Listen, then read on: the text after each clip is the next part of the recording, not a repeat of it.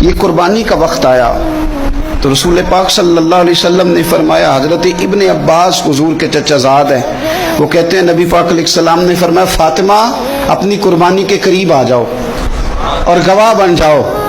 فرمایا اس کے خون کا قطرہ زمین پہ بعد میں گرتا ہے، اللہ قربانی کرنے والے کے سارے گناہ پہلے معاف فرما دیتا ہے۔ حضرت فاطمہ کی شان اقدس پر بھی ہماری مائیں قربان، ہماری بیٹیاں قربان، کیا انداز ہے سیدہ کا، فوراً پوچھتی ہیں، فوراً امت کا بھلا کرتی، کہتی یا رسول اللہ صلی اللہ علیہ وسلم یہ صرف اہل بیت کے لیے یہ سارے مسلمانوں کے لیے؟ کیا کمال ہے، کتنا پیار ہے حضور کی امت سے۔ حضور یہ صرف اہل بیت نبوت کے لیے ہے؟